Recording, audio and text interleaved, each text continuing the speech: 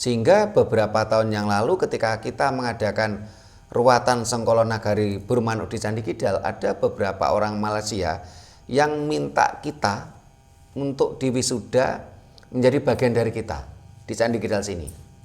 Ya.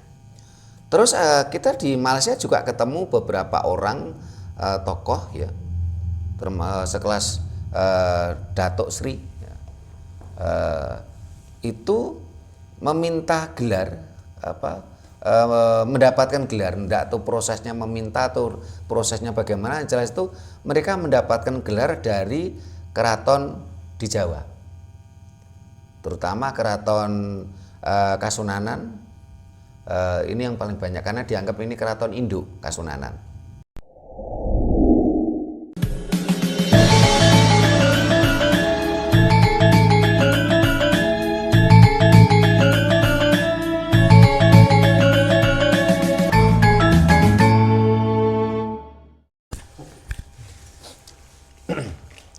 Rahayu.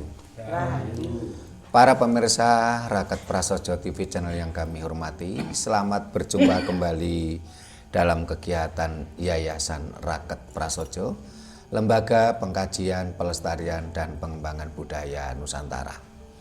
Nah, para pemirsa, beberapa hari yang lalu, tepatnya tanggal 13 sampai tanggal 20 Januari 2026, kita diundang salah satu pemirsa kita yang ada di Malaysia.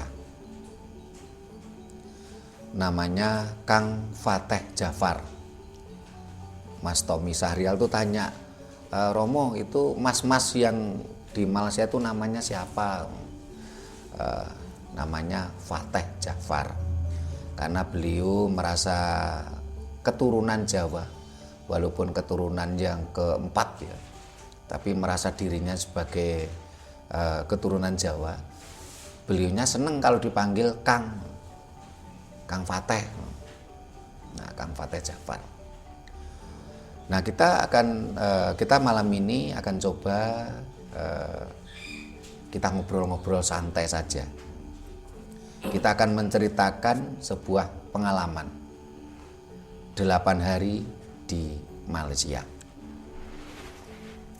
supaya nanti para pemirsa kita itu bisa memiliki gambaran bagaimana suasana di negara Malaysia, tapi tentunya terkait dengan budaya Nusantara yang kita bahas, bukan terkait hal-hal lain, entah itu tentang teknologi, entah itu tentang ekonomi, industri, tentunya bukan. Tapi pengalaman kita selama di Malaysia selama 8 hari terkait dengan sosial budaya. Nah, ini yang hadir biar sambil berangan-angan kira-kira apa yang mau akan ditanyakan. Dan saya sama Mas Puji yang kemarin ke Malaysia. Mas Puji ini biasanya kan duduk di belakang kamera, ini saya minta ikut di sini karena kemarin yang ke Malaysia itu kami berdua gitu. Jadi kita bercerita pengalaman kita selama 8 hari di Malaysia. Sebelum itu ya, seperti biasa ini Bu Nani Mardiati mau nembang ini. Silakan monggo Bu Nani. Rahayu. Mingkar mingku ring ukara akarana karenan mardi siwi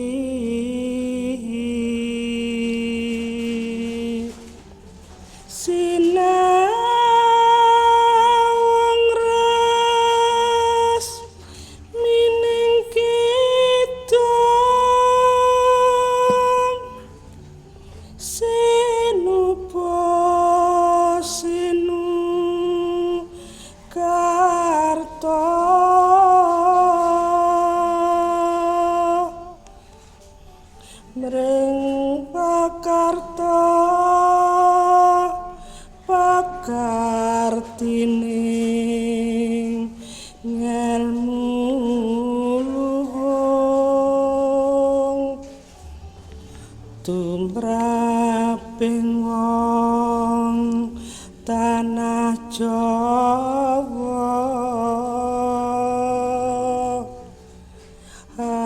agama hageming aji.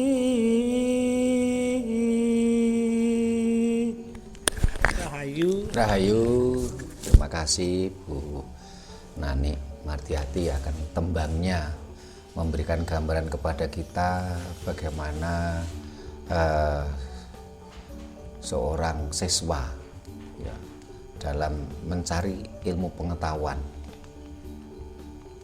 untuk mendapatkan sesuatu yang berharga, yaitu sebuah ageman yang menjadikan kita menjadi lebih terhormat. Ageman yang menjadikan kita lebih terhormat tentunya moral kita, perilaku kita. Bukan sekedar ageman yang hanya berupa kain. Karena selama ini bangsa kita juga sedang mabuk atribut agama. Seolah-olah ketika kita sudah memakai atribut agama, itu seolah-olah kita yang sudah paling alim, paling suci. Nah, ini tembangnya Bu Nani sebenarnya menyindir bangsa ini bagi yang sadar, karena memang tembang yang dilantunkan Bu Nani itu dalam bahasa sastra Jawa yang halus. Ya. Sementara saat ini banyak orang yang tidak paham tentang sastra Jawa. Nah, para pemirsa, kita kembali ke apa yang mau kita sampaikan, yaitu 8 hari di Malaysia. Awal pertama kali Kang Fateh Jafar ini menghubungi nomor admin. Setelah itu oleh admin diberi nomor saya, akhirnya komunikasi dengan saya. Kang Fateh awalnya dalam bahasa tulis ini sempat terjadi semacam miss, ya, karena ya antara bahasa Melayu dengan bahasa Indonesia kan beda. Ada sedikit kekakuan dalam komunikasi. Akhirnya Kang Fateh mengajak langsung telepon, bahkan telepon dan video call. Akhirnya yang awalnya sedikit ada miskomunikasi ini bisa ternetralisir. Kalau Kang Fateh bilang netral ya. Nah, Kang Fateh bercerita bagaimana tertarik dengan isian dari video kita. Kang Fateh menilai latar belakang Kang Fateh ini seorang engineering, seorang insinyur tentang mesin engineering, sehingga kita sempat diberitahu gambar bagaimana beliau saat ini sedang memodifikasi sebuah mesin dari Mogi. Jadi memang background beliau adalah background kalau di sini misalnya engineering, mesin. Orang benar-benar yang berbicara secara logika, sains, itu latar belakangnya Kang Fateh Jafar ini. Kang Fateh menilai ini merupakan kebanggaan kita bersama ini, Bu Nani, Pak Giono. Kang Fateh menilai YouTube kita ini isiannya bagus, berbobot, dan selaras dengan alam, selaras dengan sains. Padahal Kang Fateh ini ketika kami di rumahnya, ini Mas Puji juga salah satu saksinya, Kang Fateh itu juga melihat channel-channel lain di Indonesia yang bicara tentang budaya Jawa. Tapi beliaunya lebih tertarik pada kita karena apa yang kita sampaikan selaras dengan alam semesta, selaras dengan sains, tidak dogmatis. Sementara kalau channel lain kan kadang-kadang dogmatis, mengangkat dogma-dogma lokal, juga kadang-kadang lebih terkesan mistis, ya. Lah kita tidak, itu menjadi catatan Kang Fateh. Tetapi memang Kang Fateh juga mengkritisi kita, yaitu visual dan audio kita kurang begitu bagus. Sehingga kita sempat membuat rekaman di sana memakai HP Kang Fateh yang yang memang canggih ya. Tapi akhirnya ada kendala tersendiri untuk rekaman sudah selesai, mau dipindah nggak bisa karena filenya besar. Memakai iPhone seri berapa Mas Puji yang hafal, katanya kalau di Indonesia kan itu nilainya 35 juta. Nah, sehingga dari apa yang disampaikan Kang Fateh ini menjadi renungan kita. Oke ya, isian kita bagus, tapi kita juga jangan sombong, jangan terlena. Kita semakin kita tingkatkan kualitas kita untuk mencerahkan bangsa Nusantara. Dan Malaysia dulunya adalah bagian dari Nusantara. Ya. Beliau waktu itu banyak bertanya, belajar tentang kalender, terus tentang puasa Jawa. Ya. Akhirnya beliau mengundang kita, dan tentunya membiayai kita ke sana. Nah, salah satu yang saya cukup berkesan itu satu, Kang Fateh ini keturunan keempat suku Jawa, bangsa Jawa yang di Malaysia. Begitu semangat untuk belajar Jawa. Sementara banyak di antara kita orang-orang keturunan suku Jawa yang ada di tanah Jawa ini malah nggak peduli. Nggak peduli dan tidak mau belajar tentang budaya Jawa. Ini kesan saya yang pertama yang saya rasakan. Yang kedua, ketika selama 8 hari kami di Malaysia, padahal Malaysia ini jelas-jelas kerajaan Islam.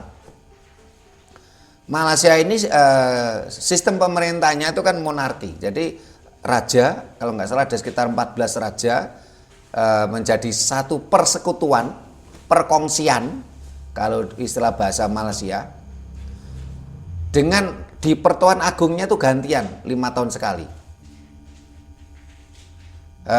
Kalau nggak salah saat ini yang di Pertuan Agung itu Selangor atau Kelantan, gitu, pokoknya per 5 tahun sekali.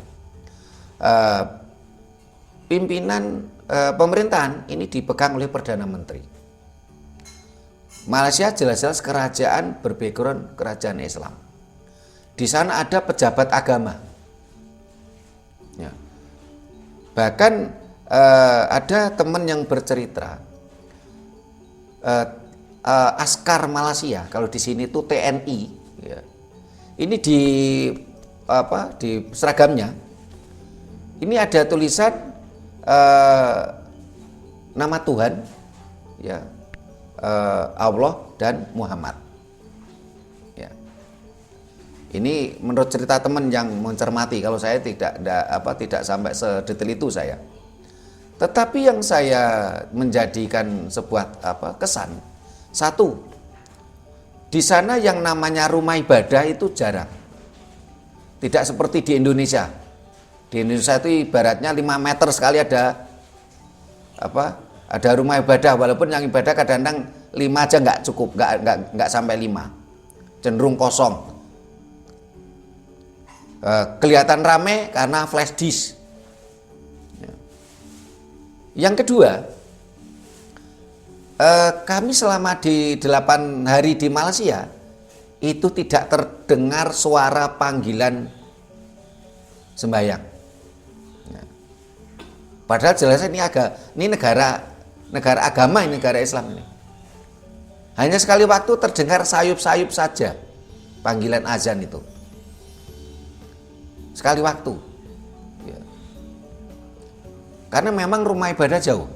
Yang kami rumahnya Kang Fateh ini di perumahan yang bisa dikatakan cukup berkelas lah. Ya. Di sana saya lihat ini perumahan-perumahan juga tidak ada rumah ibadahnya. Sementara di Indonesia ini kebetulan kan keluarga saya kan beli rumah di perumahan kan 3. Nah, di perumahan di Indonesia selalu ada rumah ibadah. Selain tadi Padahal rumah ibadah itu sangat berdekatan.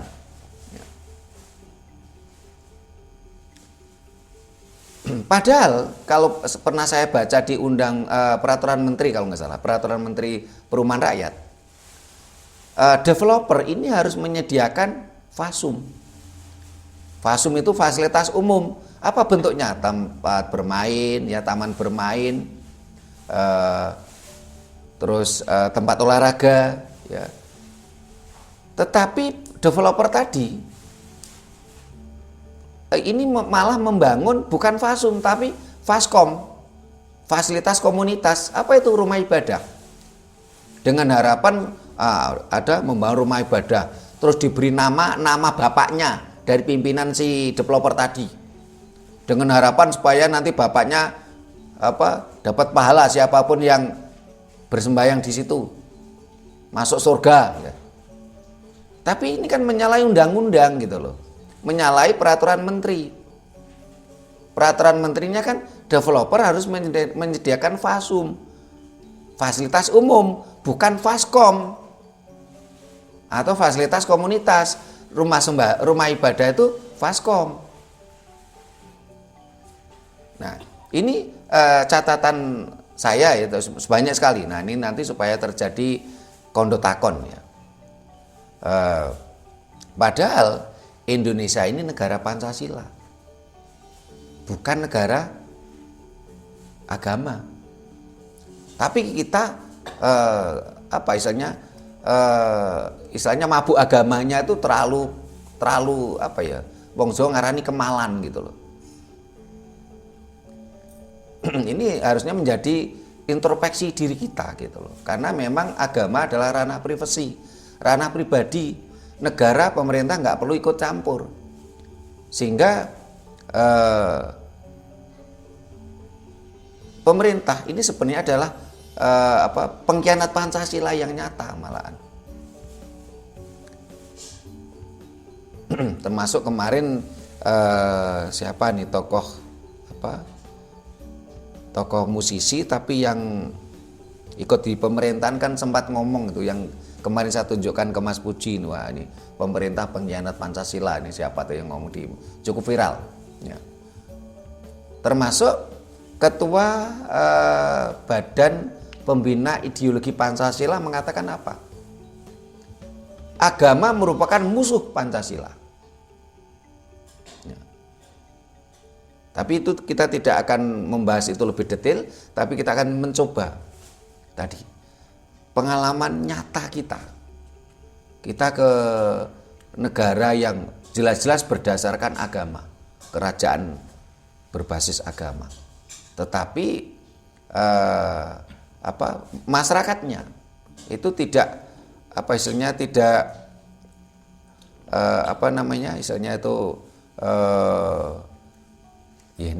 bahasa lainnya ora mendem agama lah, tidak mabuk agama yang begitu ekstrim tentunya.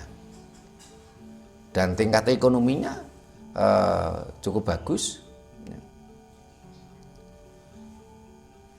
Terus kehidupan beragama tidak begitu kental di sana. Ini catatan kami, pengalaman kami selama 8 hari di Malaysia. Tepatnya waktu itu kita di daerah Sahalam, di bawah kerajaan atau negeri Selangor. Nah ini sebelum Mas Puji juga cerita, menurut kacamata Mas Puji selama di Malaysia ini, barangkali monggo siapa dulu yang mau tanya ini, Bu Nani dulu monggo. Rahayu. Setelah mendengarkan penyanyi bercerita itu saya tertarik sekali ya. Yeah. Yang menjadikan alasan Kang Fateh itu mengundang penyanyi itu kan diundang ke sana. Yeah. Karena beliau turunan keempat orang Jawa. Yeah. Apakah alasannya Kang Fateh mengundang penyanyi ke sana itu kan jelas mungkin ingin mempelajari Jawa lebih dalam. Yeah. Apakah nanti ada satu dampak sesudah penyan ke sana itu, sedangkan di sana itu kan bukan mayoritas Jawa. Nggih. Terus berikutnya penyan kemarin posting pas dar itu ada tempat tempat makanan, minum, kendi, minuman kok dari dari gerabah. Nah, berarti itu tradisi zaman dulu itu sudah berakar di sana. Apakah itu hanya Kang Fateh saja, di rumahnya Kang Fateh saja, karena beliau memang merasa keturunan orang Jawa harus mempertahankan tradisi tempat itu biar nggak musnah, ataukah di sekitarnya, di lingkungan Kang Fateh atau di rumah makan, bahkan di warung, apakah masih memakai seperti itu atau bagaimana? Sementara itu dulu. Rahayu, matur nuwun Pak Giono. Mangke mawon, nggih. Anu napa saya jawab dulu Bu Nani. Apa yang akan dampak berikutnya? Yang jelas ketika bicara sebuah pembelajaran keilmuan, tentunya terkait dengan pribadi beliau. Tetapi tidak menutup kemungkinan nantinya apa yang beliau pelajari dari kami, dari kita, itu juga akan ditularkan kepada saudara-saudaranya. Tetapi karena di sana memang kerajaan Islam, tentunya keseharian memang ada aturan-aturan agama yang dipegang di sana, sehingga ini adalah ranah pribadi beliaunya. Tapi yang saya lihat tadi pagi telepon saya, Kang Fateh sudah membuktikan bagaimana manfaatnya puasa Jawa. Sebelum saya ke Malaysia, Kang Fateh ini saya bimbing dari jarak jauh.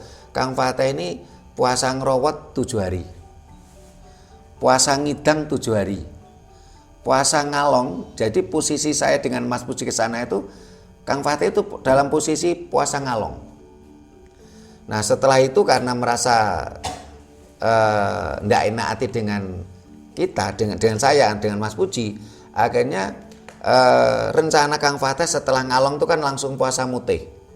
Akhirnya beliau tunda puasa mutihnya. Beliau terakhir puasa ngalong itu hari Sabtu. Ya. Setelah itu minggunya tidak puasa karena ingin mengajak kami jalan-jalan. Kami diajak jalan-jalan ke Bukit Bintang, Kuala Lumpur. Di sana kita ketemu teman yang orang Jawa dari Sukoharjo, Solo, mendirikan rumah makan, namanya apa? Omah Jawa. Omah Jawa dengan segala menu Jawa, rame banget. Bahkan untuk ke sana pun kami harus membuat janji pas posisi sepi, karena mulai buka sampai malam tuh full pengunjung. Rumah makannya ini sangat kental dengan nuansa Jawa, mulai dari ukirannya, ada batiknya di situ. Menunya kemarin tuh ada soto, rawon, masakan Indonesia. Sehingga nilai budayanya juga ada di situ. Terus yang kalau di rumah Kang Fateh itu kemarin tuh ya ada cawan, cangkir, dan itu kan bahasa Jawa. Ya, ada kendi, ya, minumnya pakai itu. Terus beliaunya dalam konsumsi sehari-hari tidak mau memakai MSG, penyedap rasa, tidak mau memakai minyak sawit, dia pakai minyak kelapa VCO. Ya. Benar-benar nuansa Jawa zaman dulu. Nah, ya otomatis ya sehat. Tapi apakah semua orang Malaysia seperti itu? Kok saya juga meragukan apa benar gitu. Karena ketika kami diajak ke mall, ke pasar, itu ya minyak sawit banyak di sana. Nampaknya barangkali ya nggak semua. Apalagi tidak di Malaysia, tidak di Indonesia yang namanya VCO kan memang mahal. Ya. kalau dari sisi makanan atau yang dikonsumsinya. Tadi pagi Kang Fateh telepon saya karena Kang Fateh sudah merasakan manfaatnya puasa Jawa, istrinya ikut cerita, ini Romo, ini istri saya nih namanya Ila, ini mau ikut puasa, ini mau puasa ngalong. Ya. Puasa ngalong itu apa saja yang boleh dimakan? Saya katakan yang boleh dimakan adalah buah-buahan yang bergantung. Karena dengan puasa Jawa ini menyeimbangkan 4 anasir alam dalam tubuh kita. Orang Malaysia, orang Eropa bisa puasa Jawa. Ya. Tetapi kenapa kok walaupun orang Eropa itu tidak terkendala puasa Jawa? Karena di Eropa pun mau makan puasa ngalong bisa. Tetapi kalau puasa dengan cara menahan lapar dan haus dari fajar sampai matahari terbenam, Eropa kesulitan. Kenapa? Contoh saja satu negara namanya Norwegia. Matahari bersinar 22 jam.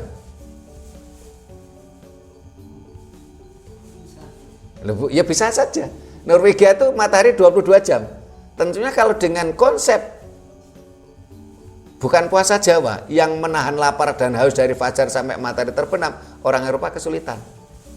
Tapi kalau dengan puasa Jawa bisa. Itu dari yang Bu Nani. Monggo Mas Puji barangkali juga mau biar bagaimana menurut Mas Puji selama di Malaysia. Rahayu. Selama di sana itu saya lihat-lihat waktu itu kebetulan kita diajak ke pasar, ke pasar-pasar. Di sana itu orangnya itu tidak seperti di pasar sini. Pasar sini itu saya lihat tuh hampir rata-rata itu pakai kerudung kalau ceweknya. Ya. Kalau di sana itu hanya sedikit sekali yang pakai kerudung. Karena mungkin di sana ini di samping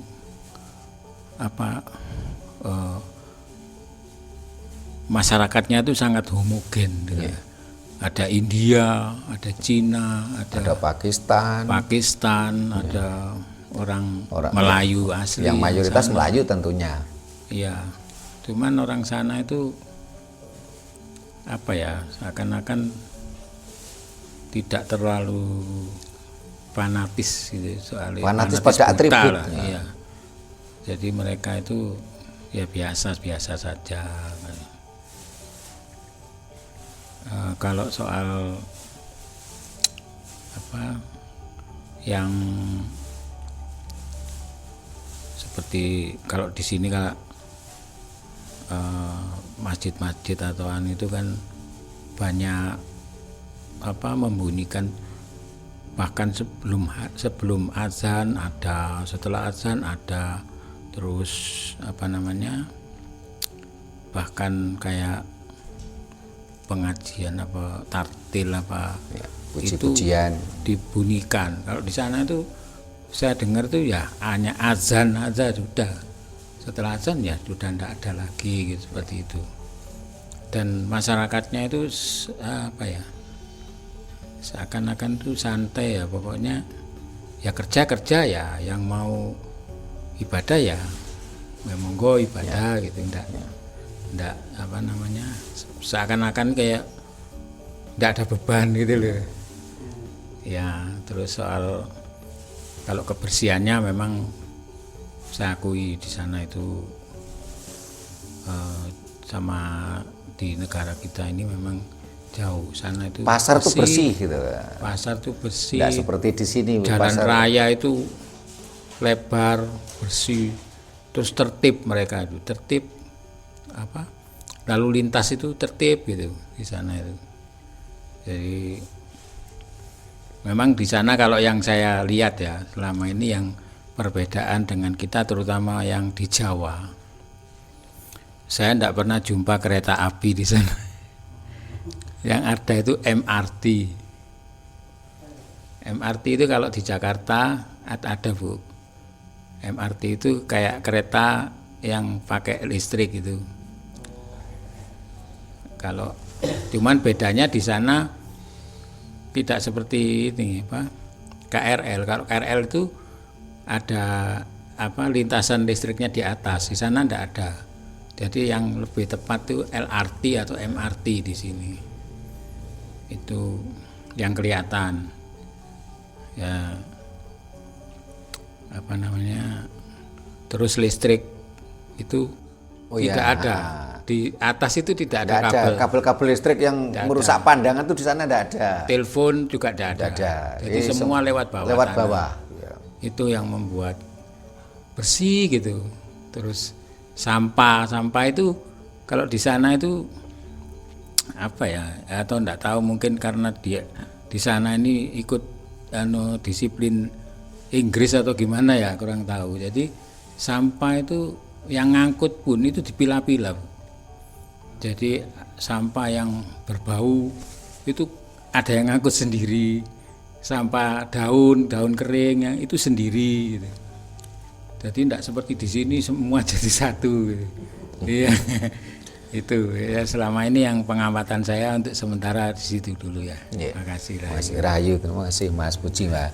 Yang diceritakan Mas Puji itu memang benar. Jadi di sana itu jelas negara agamis, kerajaan-kerajaan Islam. Tapi masyarakatnya juga agamis, tapi tidak kemalan atribut agama. Kalau di Indonesia itu saya lihat kan memang, mohon maaf, mendem atribut agama. Jadi mabuk atribut agama. Jadi seolah-olah atribut tadi mewakili perilakunya, padahal tidak gitu loh. Kemalan ya bahasa Jawa nih. Jadi monggo pagi. Saya mau tanya sama Pak Timo atau sama Pak Puji, yang paling berkesan di sana itu apa selain agama? Kalau agama sudah menyeluruh ya. Itu yang paling berkesan bisa neladani di sini itu apa?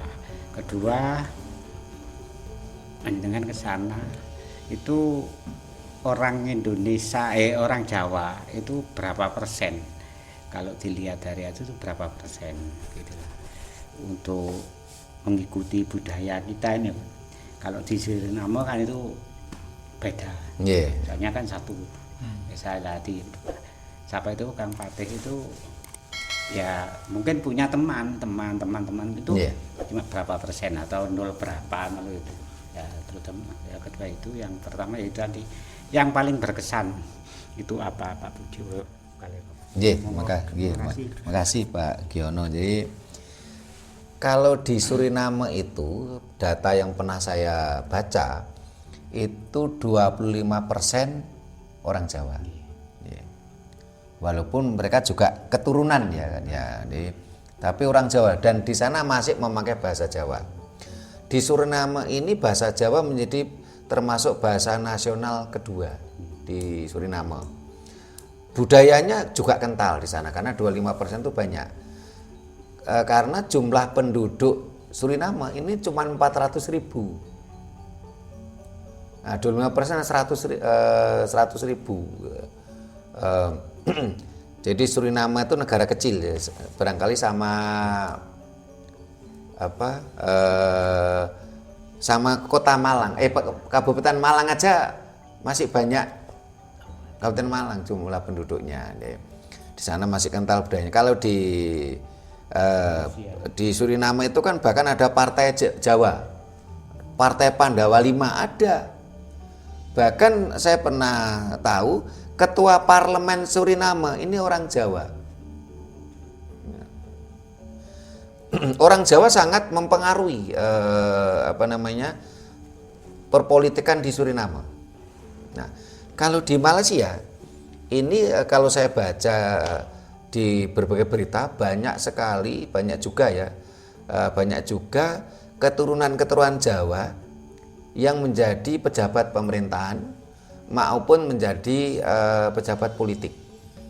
Ya. Tapi berapa persen? Nah, kita nggak tahu. Tapi menurut ceritanya Kang Fatih juga banyak. Kami ke pasar juga ketemu beberapa orang keturunan Jawa di sana. Tapi nggak tahu berapa persen.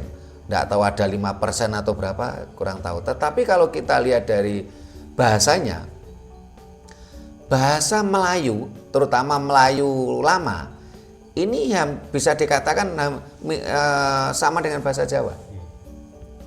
Contoh ya, ketika kita bilang kembang menur, di sana ya kembang menur. Terus kemarin kan kita ke pasar Subang. Subang itu kan bahasa Jawa kuno. Subang artinya suweng. Ya. Di sana Subang ya ini apa? Giwang, suweng sana Subang. Anting-anting. Banyak sekali bahasa-bahasa Melayu lama ini bahasa Jawa. Ya. Terus ada sedikit di sana seperti Kang Pate, itu apa mendirikan, namanya kita itu kan kebanggaan. Seandainya kita orang Jawa, seperti orang Malang di Jakarta, itu kan membuat apa komunitas, biar enggak punah. Akhirnya dia menjadi saudara. Dalam arti di luar kota kita. Kalau di Malaysia Kang Pate itu sudah ada membentuk ya biarpun sedikit kecil itu bukan organisasi, komunitas, semacam paguyuban orang Jawa. Orang Jawa gitu. Ya, itu apa gitu. Makasih. Makasih Pak. Kalau saya lihat Kang Fateh belum membuat paguyuban itu karena kalau saya lihat Kang Fateh sendiri ini ya memang dia merasa apa ya, dia keturunan yang keempat sudah lama ya. Bahkan dia bahasa Jawa juga nggak ngerti, tapi keinginan belajar budaya Jawa itu kuat gitu loh. Kita belum sempat tahu ya dari yang lain, karena kemarin itu selama di Malaysia ya kita kemana-mana dengan Kang Fateh ya, kita nggak sempat ada salah satu orang Jawa yang di sana ya, orang Jawa tapi ya sudah orang Malaysia karena dia juga sama-sama keturunan keempat juga. Kita sempat mau ada janjian, mau ada ngobrol bareng podcast, tapi setelah itu nggak jadi karena kesibukan ya. Mudah-mudahan nanti kita rencana mau diundang lagi. Jadi mudah-mudahan semakin banyak yang belajar budaya Jawa. Tentunya di sana ya Kang Fateh sendiri di sana juga harus hati-hati karena memang negaranya kan negara agama.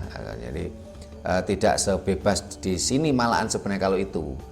Tapi kesan saya itu tadi, ini negara agama, kerajaan agama. Tetapi ora kemalan gitu loh. Seperti Mas Busi cerita tadi, di pasar yang pakai kerudung juga sedikit. Kebalikannya di sini.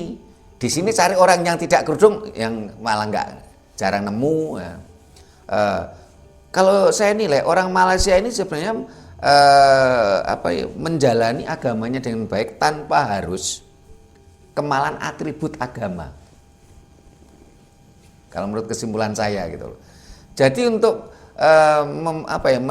menunjukkan ini loh saya orang yang agamis ya, itu dengan perilaku gitu loh. Bukan dengan atribut itu kalau yang saya lihatnya. Tentunya ini kan sebenarnya bisa kita contoh sebenarnya di sini. Apapun agama kita di Indonesia ini, ojo kemalan atribut gitu loh. Tapi tunjukkan moral Anda. Tunjukkan agama Anda dengan perilaku Anda. Itu kalau menurut kesan saya seperti itu Pak Giono. Bu Nani mau tanya lagi, monggo. Ya. Setelah saya mendengarkan ceritanya Pak Uji, itu saya ikut senang. Kalau diceritakan tadi bahwa di sana kabel listrik nggak ada, pasar-pasar tertib, bersih, jalanan kira kalau itu memang sudah bersih, indah, berarti di sana itu nyaman. Tidak seperti di sini ya, ini jujur saja ya, ini Malang aja ini sekarang mau cari tempat yang misalnya kita mau lewat yang lancar itu sulit sekali. macet. Ya, Nah, saya pernah pulang dari semedi ya, di konten di sini, pulang itu lewat pasar Gadang itu tinggal jalan setapak. Jadi salah gelap. Terus kesadaran pedagang itu kayaknya masih kurang. Jadi seenak itu dele itu kalau parkir nurunkan dagangan, jadi nggak peduli yang belakang itu bagaimana gitu, jadi di tengah gitu. Pas kami masuk itu karena gelap dan sempit, akhirnya mobil kami itu sampai keperot. Disitulah kecewanya kami. Terus kekurang sadaran mereka untuk menghargai pengguna jalan lain. Saya membayangkan di sana itu alangkah indahnya, alangkah nyamannya.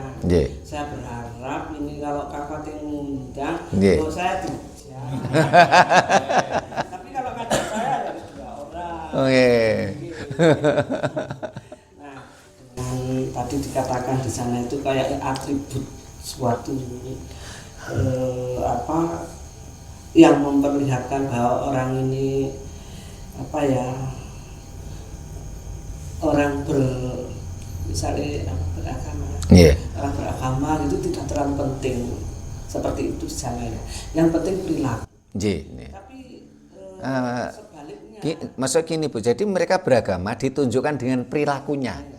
Beragama dengan perilakunya, bukan kemalan atribut gitu loh. Atribut itu tidak terlalu ditonjolkan, tapi ditunjukkan dengan perilaku. Dengan perilakunya. Lain dengan yang di sini. Kalau di sini itu mau mengarah ke doa itu pemanasannya itu luar biasa, panjang. Saya salut jelas sama Kang Fatih yang sudah begitu, walaupun beliaunya itu keturunan keempat, itu berarti dulu kan canggahnya di sini ya. Nah, tapi masih seperti terpanggil gitu loh. Itu untuk dia terpanggil untuk iki lho mbahmu ndek Jawa. Nah, kalau bisa kamu pelajaran leluhurmu itu ada di Jawa kan seperti itu. Nggih, matur nuwun. Matur nuwun Bu Nani. Memang kalau di sana itu pasarnya bersih, ya, rapi. Nih, kalau di Malang ini kalau saya lihat ya, terutama pasar yang dekat kita saja ya, Pasar Gadang sama Pasar Kebalen itu, kalau menurut saya kesadaran pedagang itu bukan kurang, tapi tidak ada. Tidak ada kesadaran. Kenapa? Mereka tidak sadar yang namanya jalan itu adalah hak pengguna jalan, bukan haknya orang jualan, bukan haknya pedagang. Sehingga kalau tadi Bu Nani mengatakan kesadaran kurang, kalau saya bukan kurang, tidak ada. Terus selain itu pasarnya juga cenderung kumuh, kotor ya, misalnya tidak tertib. Ya. Padahal kalau kita ini berniat baik, sebenarnya kita bisa kok. Anggaran negara ada. Padahal kalau kita lihat dari perkembangan yang ada, beberapa tahun yang lalu Malaysia sempat kolab karena pernah punya pemimpin yang korup. Bahkan sempat dimuat di media itu istrinya sang perdana menteri itu sampai korupsi untuk beli tas. Nah, itu kita kurang lebih ya 10 tahun terakhir ekonomi kita membaik kok. Kita bisa sebenarnya bahkan lebih baik. Ya. Dengan catatan apa? Mulai dari presiden sampai RT ya, semua berkarakter Jawa. Bukan sekedar suku Jawa. Pasar bisa bersih ya, tidak kumuh, tertib. Dan kita harapkan petugas pun juga harus disiplin gitu loh. Ini jalan. Jalan adalah hak pengguna jalan, bukan haknya pedagang. Ini harus ditertibkan gitu loh. Nah, ini kesan kita di pasar, sehingga kemarin itu kan kita diajak ke pasar Kayangan. Nah, kata kayangan itu kan bahasa Jawa, oke. Ke pasar Subang, terus ke mana lagi kemarin tuh, bahasanya banyak bahasa Jawa kok di sana, terutama bahasa Jawa kuno gitu loh ya. Ini yang bahasa apa namanya, bahasa Melayu lama kalau saya pelajari itu banyak muatan-muatan bahasa Jawa, sehingga kita di sana komunikasi dengan bahasa Indonesia pun bisa nyambung, walaupun ada beberapa yang apa namanya harus kita perjelas. Contoh gini, kita bilang jimat, ini kan namanya jimat itu kan semacam pusaka gitu, jimat. Di sana enggak, jimat itu artinya hemat, jimat itu ini jimat itu hemat. Kalau jimat artinya hemat, ini sebenarnya juga mirip. Kan yang namanya jimat itu sesuatu yang sedikit tapi berarti. Maknanya kan serupa tuh ini. Jimat diartikan hemat ya, atau jimat diartikan pusaka, ini kan mirip. Artinya jimat adalah sesuatu walaupun sedikit tapi berarti.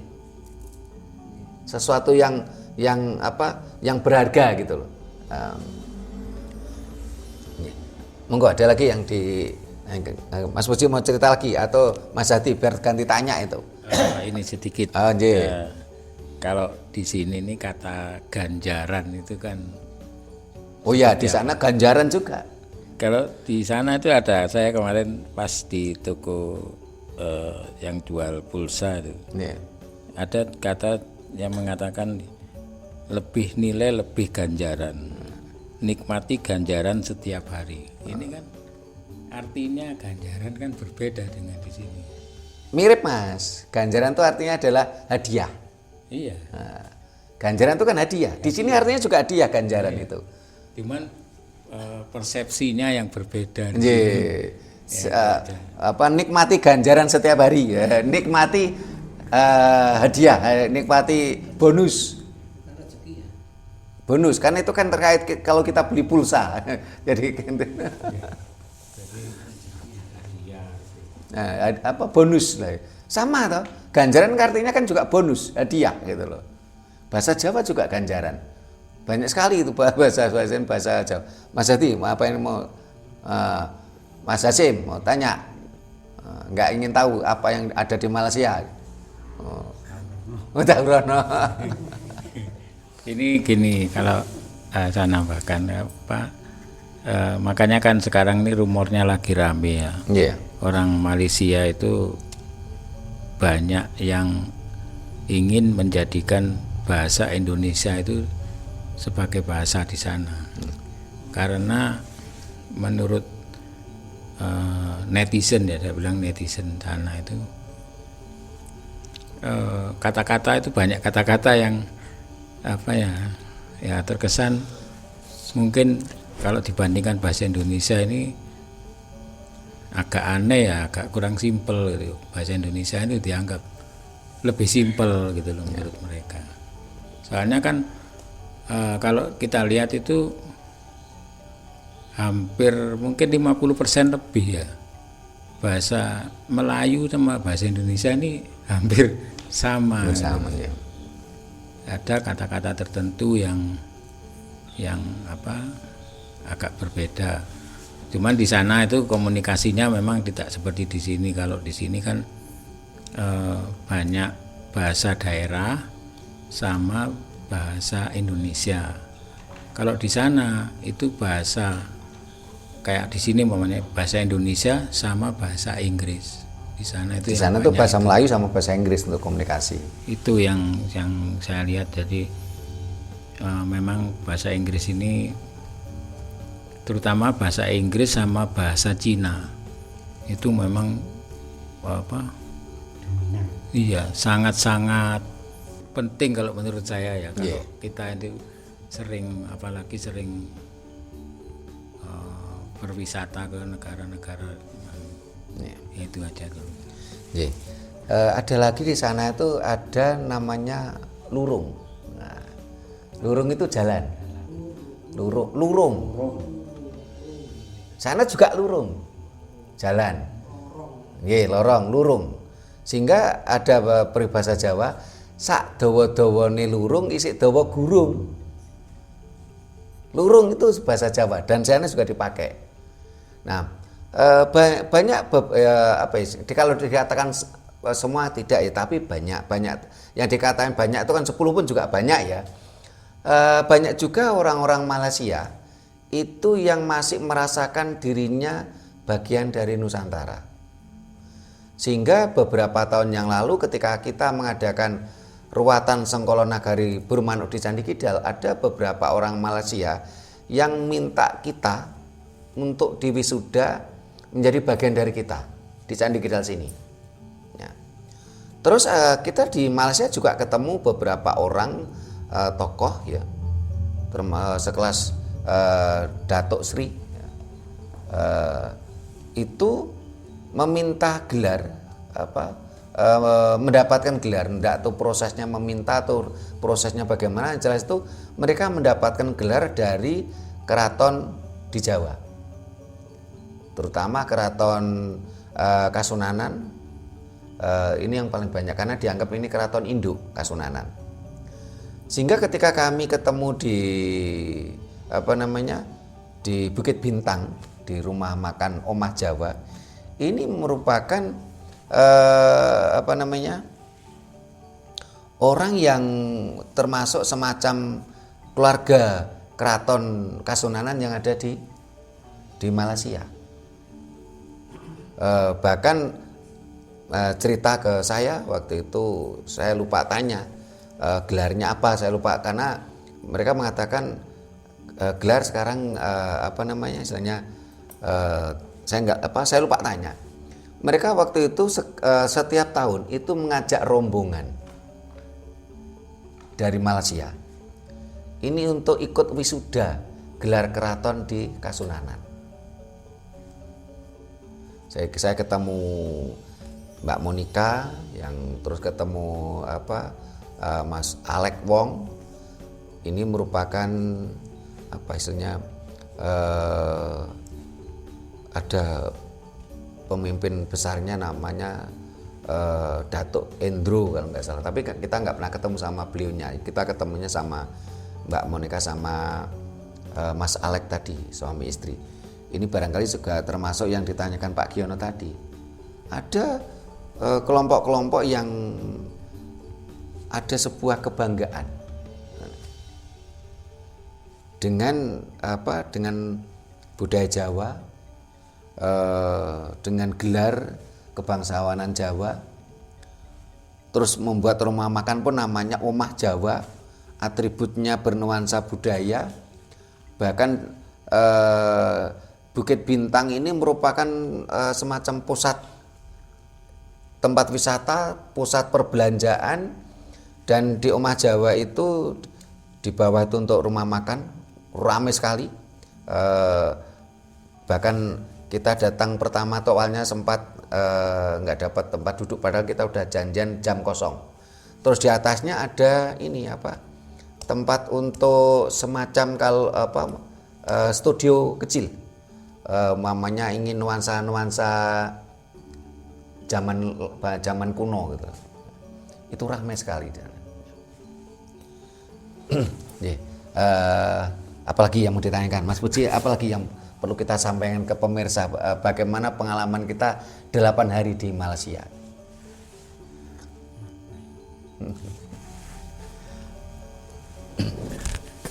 Saya rasa saya yang istilahnya kepingin di sini juga seperti di sana itu disiplinnya ya. Oh ya. Disiplinnya itu kalau di sini nih orangnya saya lihat terkesan fanatik tapi tidak takut dengan agamanya, aturan agamanya. Kalau saya lihat di pedagang-pedagang di sini seperti itu. Kalau di sana itu kan ya pedagangnya memang macam-macam ya, ada orang Pakistan, orang Pakistan ini kan orang fanatik Islam juga di sana. Orang Pakistan tadi mereka itu sistem anunya ya, kalau saya lihat sih nggak seperti di sini ya. Kalau bagus ya bagus, kalau jelek gitu ya. Kalau yang saya lihat di pasar seperti itu lah. Cuman kemarin ada yang saya sama Kang Pate gini, kalau daging itu enak di sini, karena di sini itu rata-rata daging itu yang ke pasar itu adalah dari hasil sembelih, dari hasil Segar. Ya. gitu loh, baru disembelih, Ya. malam Dikonsumsi. pagi baru dibawa ke pasar. Kalau di sana itu kebanyakan dari India Impor daging. Iya, Nggih, freezeran. freezer, Kalau ya. ayam sih hampir sama dengan di sini. Kalau ayam ya itu aja lah yang masih saya ingat gitu ya. Ya, terima kasih. Kalau kita sebenarnya kalau seandainya kita benar-benar memahami Pancasila, saya kira kita bisa seperti mereka. Jadi orang mau istilahnya taat ibadah dengan agamanya masing-masing, silakan, itu urusan pribadi. Tetapi tidak perlu ditampilkan di publik, gitu loh. Orang mau taat orang mau menjadi agamis ABC, silakan. Tapi tidak perlu ditampilkan ke publik. Karena agama merupakan ranah pribadi. Di Indonesia ini kalau saya lihat ini kan terjadi hipokrit, kemunafikan. Sesuatu yang tampil di publik ini tentunya harus siap dikritisi. Contoh ya, kita tampil di publik dengan YouTube ini, channel kita. Loh, kita siap dikritisi. Apalagi kita adalah lembaga pengkajian, pelestarian dan pengembangan budaya Nusantara. Ini adalah kajian. Pemirsa tidak cocok, tidak perlu marah-marah. Tapi kritisi, sampaikan literasi Anda. Tetapi di Indonesia ini banyak sekali ya orang banyak sekali termasuk ranah-ranah agama ini kan ditampilkan ke publik. Tetapi tidak siap untuk dikritisi. Kalau tidak mau dikritisi, ya jangan ditampilkan ke publik. Karena sesuatu yang tampil ke publik pasti ada pro kontra. Ada yang suka dan tidak suka. Harus siap dikritisi. Tetapi tentunya dalam mengkritisi bukan body shaming. Karena body shaming itu menghina Tuhan kalau menurut saya. Kayak sekarang yang sedang viral ini, ada komika yang menghina Wapres kita karena body shaming gitu loh. Dengan posisi kondisi fisik Wapres kita ini kalau menurut saya tidak boleh itu, tidak beretika. Kalau mengkritisi keilmuannya, kajian kita, kalau Wapres ya kebijakan pemerintah, silakan saja. Kalau menurut saya seperti itu. Jadi bangsa kita kalau menurut saya lebih cenderung hipokrit gitu. Padahal secara ini jelas sesuatu yang muncul di publik harus siap dikritisi. Mereka memunculkan berbagai hal bahkan terkait dengan agama, tapi mereka tidak siap dikritisi. Sampai munculnya undang-undang penistaan agama. Kalau Anda tidak mau dikritisi, agama Anda tidak mau dikritisi, ya jangan dimunculkan ke publik gitu loh. Dan memang agama adalah ranah pribadi. Tentunya bisa kalau kita benar-benar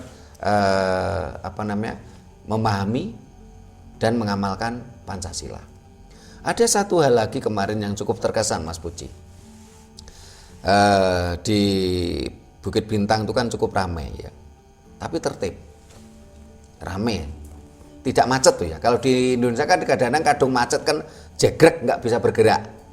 Ya Bukit Bintang tuh ramai, tapi tetap jalan, ya, nggak sampai macet. Terus ada kesan lagi, ketika mobil Kang Fateh ini bannya bocor, di sana kan nggak, saya lihat, saya sepanjang jalan kita nggak lihat orang tukang tambal ban itu, saya nggak lihat gitu loh, seperti di sini. Ya. Sehingga Kang Fatah itu telepon tukang tambal ban panggilan. Jangan jenengan bayangke, mohon maaf, orangnya itu kuwus-kuwus kayak orang tambal ban di Indonesia ya, terutama di Jawa. Yang dia datang dengan mobil sedan.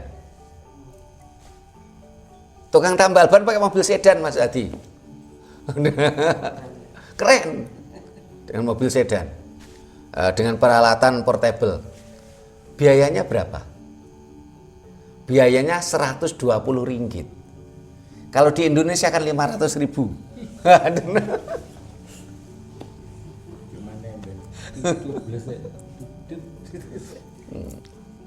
Terus kalau kesan saya yang lain, kalau peralatan-peralatan seperti teknologi ini harganya hampir sama.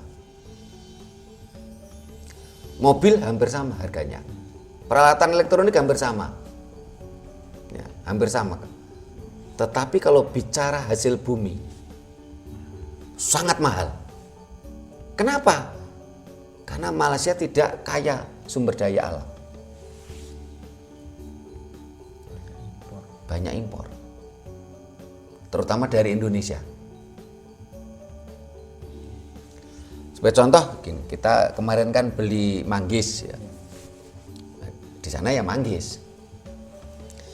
1 kilo harganya 18 ringgit. Kalau dirupiahkan berapa? 18 kali 4.200 1 ringgitnya. Berarti berapa itu? 70 berapa gitu ya. Di sini kita pergi ke Sitiharjo, manggis berapa? 15.000. Jauh banget harganya. Berarti apa? Kita ini sebenarnya negara yang kaya raya kita ini.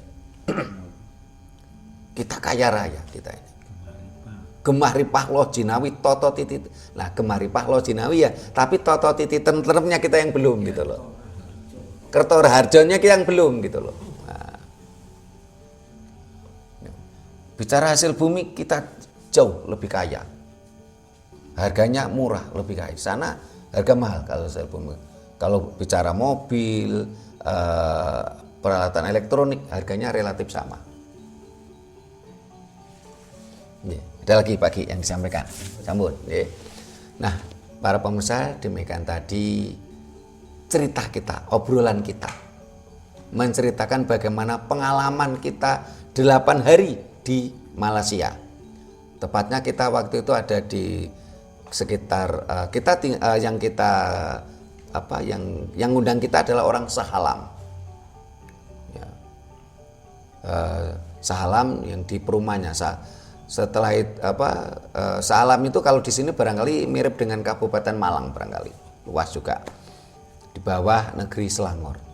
Kita mainnya ya di Sahalam, di Selangor, di Subang, di Sungai Kandis, di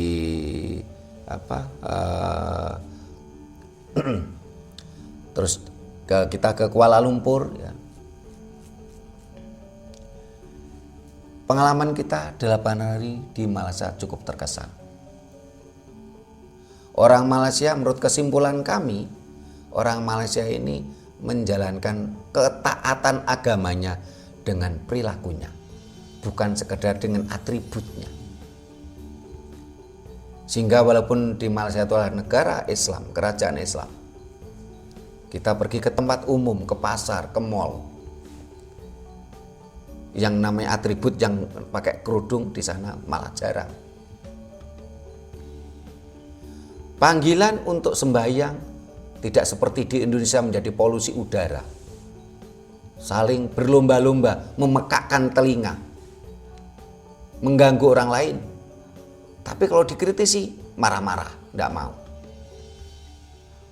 Kesadarannya yang minim untuk saling menghormati orang lain. Padahal itu adalah prinsip Pancasila. Semoga dengan apa yang kita sampaikan, mohon maaf, kita ingin menyadarkan. Nggak setuju, nggak apa-apa. Tapi tidak perlu marah-marah. Ayo kita renungan bersama. Sudahkah apa yang kita lakukan benar. Kita saling menghormati orang lain tanpa harus mengganggu orang lain. Kita memang merdeka, tapi ora sak karepe dewi. Kita sak karepe dewi, ya kita sak kepenake, kita sak karepe, tapi ora sak kepenake dewi. Panggilan sembahyang selama 8 hari di sana kami dengar sangat minim. Hanya beberapa kali, itu pun sayup-sayup. Dan cukup panggilan sembahyang saja tanpa tetek bengek yang lain yang memekakkan telinga. Pemanasan. Ya. Perumahan-perumahan tidak dibangun rumah ibadah. Karena memang di Indonesia pun juga ada undang-undangnya, ada peraturannya, developer harus menyediakan fasum, fasilitas umum. Sementara rumah ibadah bukan fasum. Rumah ibadah adalah fasilitas komunitas. Di situ pun berarti apa? Ada penyalahgunaan, penyelewengan dari sebuah aturan, sebuah perundang-undangan. Walaupun itu dari negeri tetangga, negeri jiran, kalau baik kenapa kita tidak kita contoh untuk kehidupan yang lebih baik. Mudah-mudahan apa yang kita obrolkan bermanfaat untuk kita, membawa kesadaran pada kita, meningkatkan kesadaran kita. Sekali lagi, kami adalah lembaga kajian. Tidak cocok dengan apa yang kami sampaikan, nggak perlu marah-marah. Sampaikan literasi Anda. Mari kita hidup yang lebih baik dalam berbangsa dan bernegara. Kita negara Pancasila. Bila mana ada kata-kata kami yang kurang baik, yang tidak berkenan di hati penjenengan, di hati para pemirsa semua, ada tata krama kami yang kurang memadai, kami mohon maaf. Terima kasih, sampai jumpa di kegiatan kita lainnya. Rahayu.